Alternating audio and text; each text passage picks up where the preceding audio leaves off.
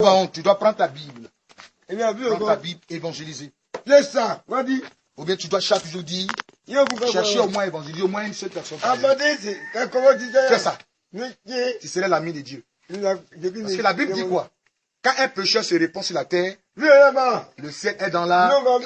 Pour réjouir le cœur de Dieu, il faut annoncer l'évangile. Tu veux être ami de Dieu? Tu veux être ami de Jésus? Il faut parler de Jésus. Amen. Est-ce que m'as saisi? Si tu veux gagner le cœur de Dieu, tu veux être ami de Jésus, il faut parler de Jésus-Christ. C'est pour ça que si tu ne parles pas de Jésus, tu n'évangélises pas, tu commets chaque jour un péché. Parce que l'ordre qu'on a reçu, c'est d'aller faire des nations, les disciples. C'est un commandement. Si tu désobéis à ça, tu perds chaque jour. C'est pour ça que tu n'es pas béni. Quand tu es dans les problèmes, Dieu ne t'écoute pas. Parce que tu ne régis pas son cœur. Tu ne fais pas ce qu'il t'a demandé de faire. Tu es dans la désobéissance. On dit Amen. Parce qu'en tant que chrétien, tu dois parler de Jésus-Christ. Tu vas dire, mais moi-même, il dit, oui, toi. Tu as appelé pour le servir. Pour parler de lui. Ah, mais tu dis, il faut avoir la puissance de Dieu. Non, ça n'a rien à voir. Allez, Jésus t'aime là, ça n'a rien à voir. Il faut commencer. Il faut commencer. Parle. S'il lui discute, il va confirmer ta parole. Amen. S'il commence à discuter avec toi, Dieu confirmera ta parole par les signes et par les miracles. Il va accompagner cette parole. Il faut commencer à parler de Jésus-Christ. Qui est prêt à parler de Jésus? Dieu cherche des ouvriers. Oh, je vois pas trop de noms là. Vous n'êtes pas prêt pour Jésus, on dirait. Prêt pour le Seigneur, c'est ça? Vous ne voulez pas parler du Seigneur.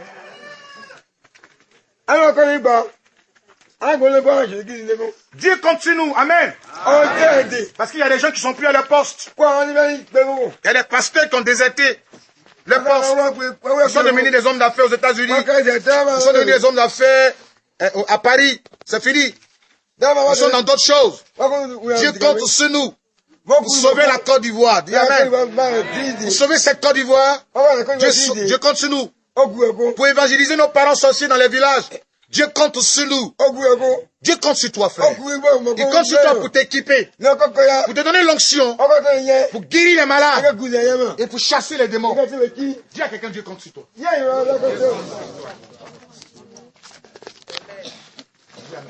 Amen. Nous devons évangéliser. Amen. Nous devons évangéliser. Ça veut dire quoi? Annoncer la bonne nouvelle. Cette bonne nouvelle qui dit Jésus-Christ est ressuscité. Qu'il est le sauveur de l'humanité. Chaque jour que Dieu fait, tu dois le faire. Frère, tu dois parler de Jésus. Oui. C'est un commandement. Parler de lui. Annoncer aux gens qu'il est ressuscité. Il ne te croit pas? Dieu fera des signes au travers de tes mains pour démontrer à plus qu'il est avec toi. La puissance de Saint-Esprit. Amen. Nous avons besoin de ça. Parce que ça me permet de démontrer la puissance de Jésus. Quand les disciples ont entendu ça, la Bible dit qu'ils sont allés dans la chambre haute. Comment on peut recevoir? C'est dans la prière. Parce que comment les disciples ont reçu le Saint-Esprit? Ils ont demandé ça à Dieu. On peut demander puis recevoir. On peut demander un don puis recevoir.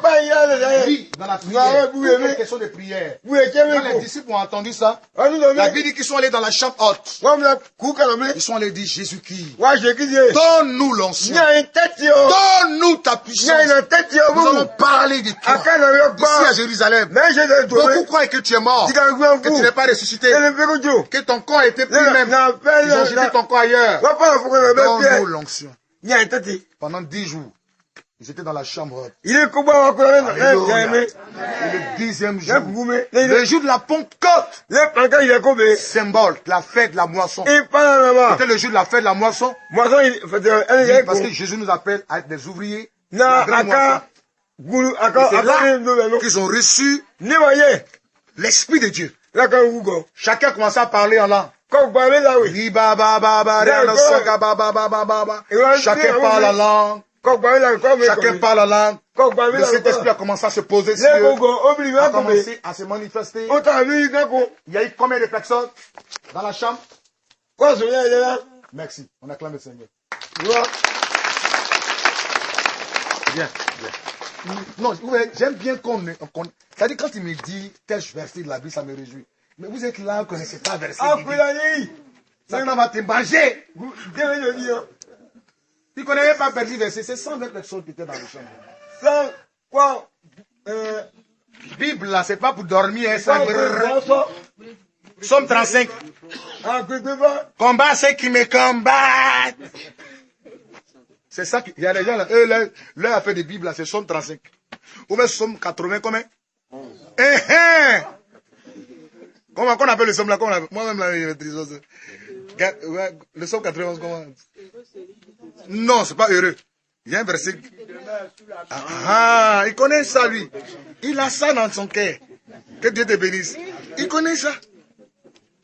Amen. Mais lisez la Bible. C'est 120 personnes.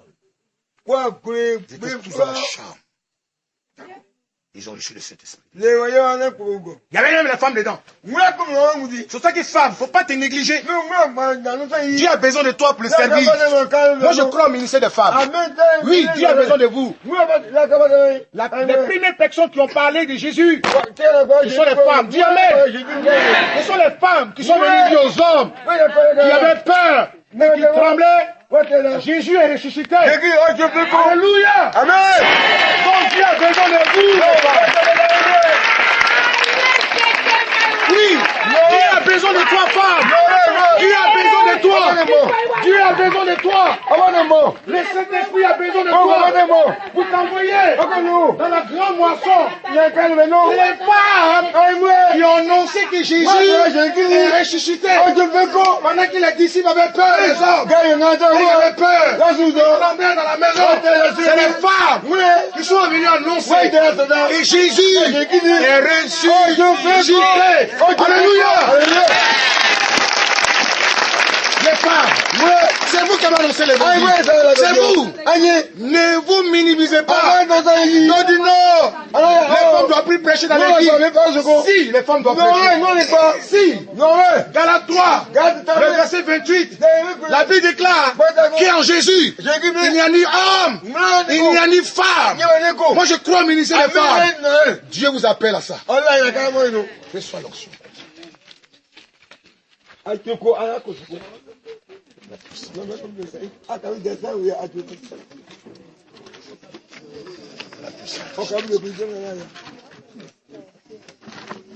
Oui. Dieu te quitte. Tu vas parler en langue. Elle va parler en langue. Elle va recevoir le don de prophétie. C'est-à-dire à partir de maintenant, quand c'est là, Dieu va parler au travers de sa bouche. Elle va parler en langue. C'est un don qu'elle va recevoir maintenant. Regardez. Laissez là. Elle va parler en langue. C'est prophétie.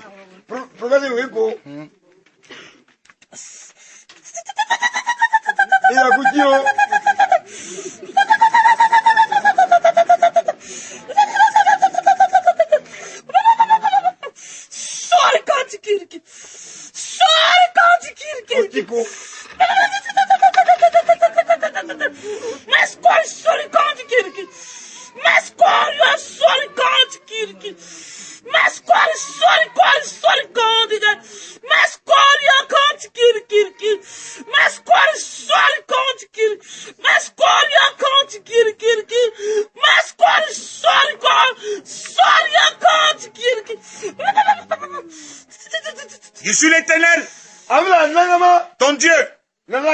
Écoute ma parole. Je cherche encore des femmes et des hommes que mon Dieu a envoyé pour annoncer ma parole. Je suis l'Éternel, ton Dieu. C'est ce qu'il vient de dire en langue. On acclame le Seigneur. Je viens d'interpréter la langue. Je viens d'interpréter la langue. C'est ça la puissance de Dieu. Amen. Oui, Dieu nous appelle à manifester sa puissance. Oui.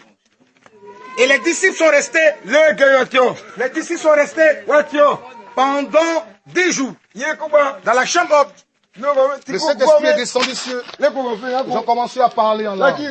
Parler en langue. Quand vous recevez cette onction, la peur quitte vos cœurs. La peur disparaît. On ne peut plus t'arrêter. Tu n'as plus honte de Jésus.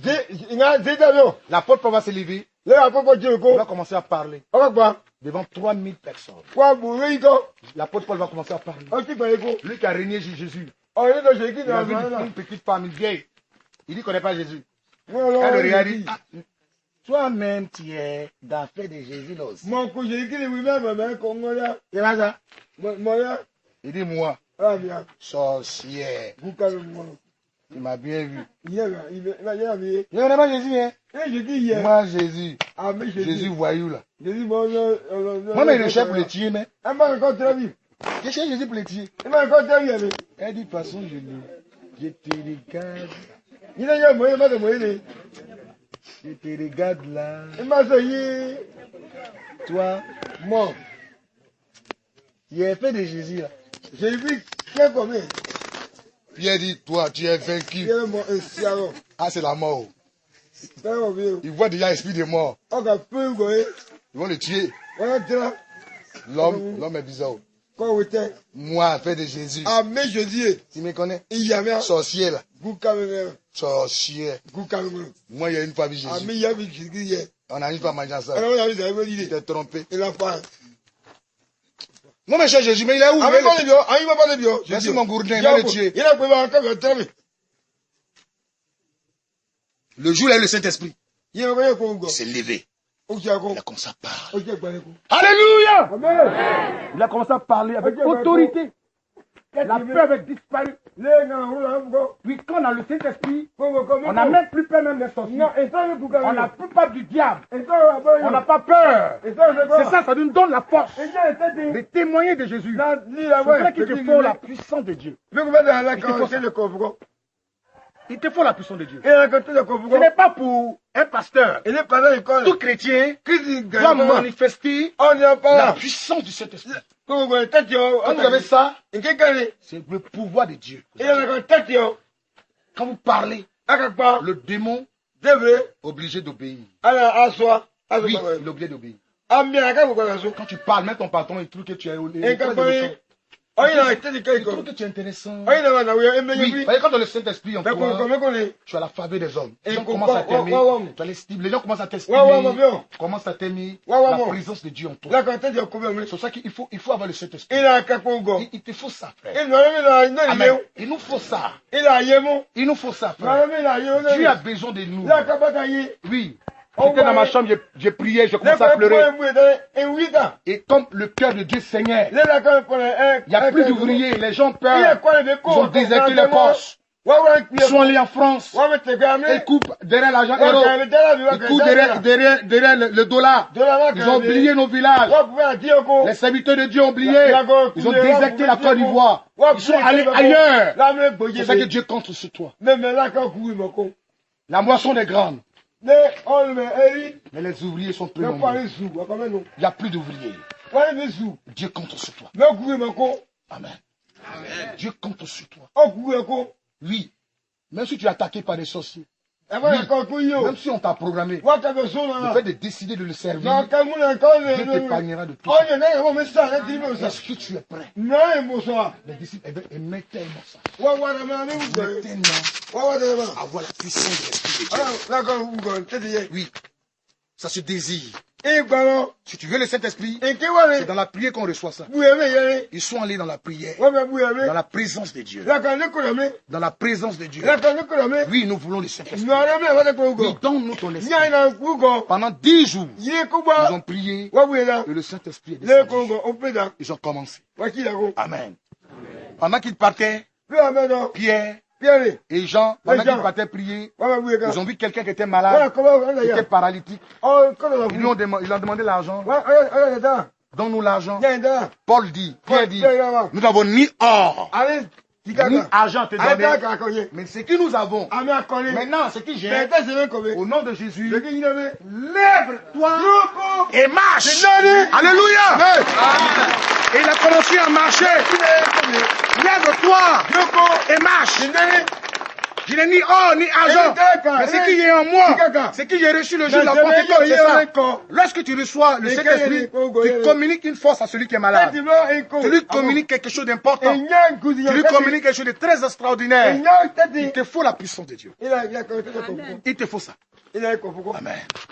Vous savez, quand tu as l'Esprit de Dieu, quand tu as l'onction, c'est comme une force. C'est comme le feu autour de toi. Même les sorciers ont peur de ça. Ils ont peur de s'approcher.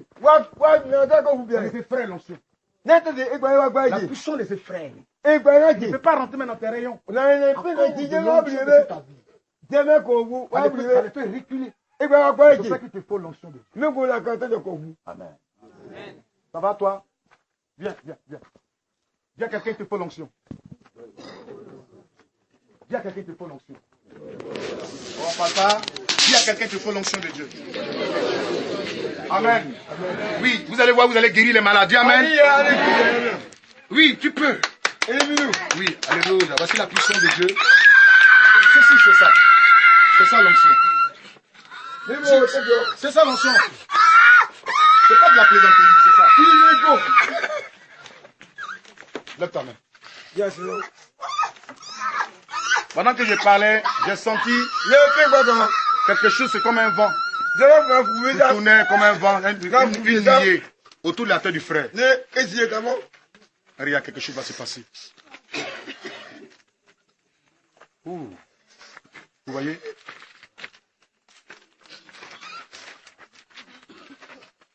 Ils étaient 120 fidèles, tous des mêmes accords, persévérant avec zèle, bruyant le Dieu fort.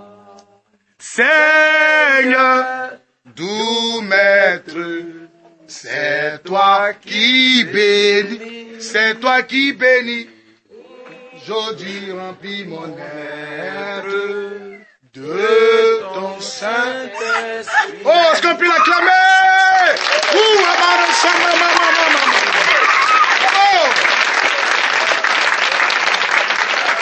Ils étaient 120 fidèles, tous des mêmes accords, persévérant avec zèle. Priant le Dieu, Seigneur, doux maître, c'est toi qui bénis. Aujourd'hui remplis mon âme.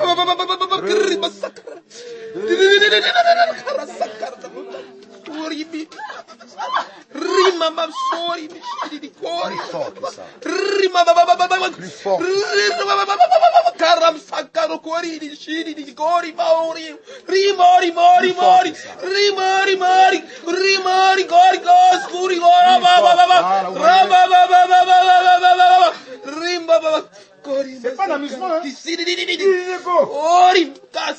Vous voyez ça peut-être bizarre, mais pourquoi lui là comme ça? Oui, mais c'est trop bizarre. Je sais que lui fait de toi quelqu'un de meilleur. Lui s'en fout de ce que tu es. Il s'en fout du jugement que les gens t'apportent. Lui, il te prend maintenant là. Il te lave. L'apôtre Paul est un brigand. Le Saint-Esprit est tombé sur lui. Il a fait de lui un champion. Il s'en fout. Parler en langue.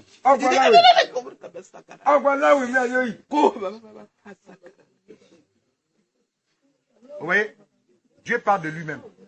Il dit toi. La tradition de ce parlement. Il dit toi-même. Je viens. Je suis dans ta vie. Je vais faire de toi mon serviteur. Est-ce que tu veux? Parle en anglais. C'est pour lui-même.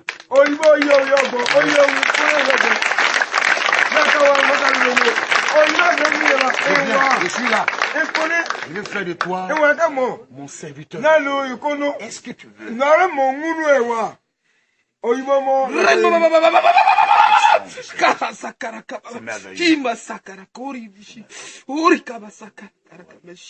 Lui va guérir les malades.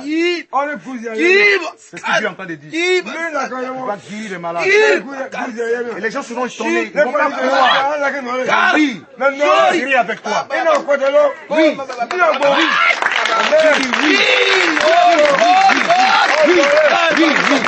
acclame le Saint-Esprit.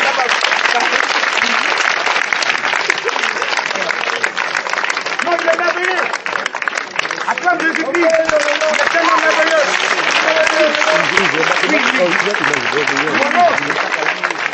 Lorsqu'on a regardé David, on regarde David, on dit non, lui là, David,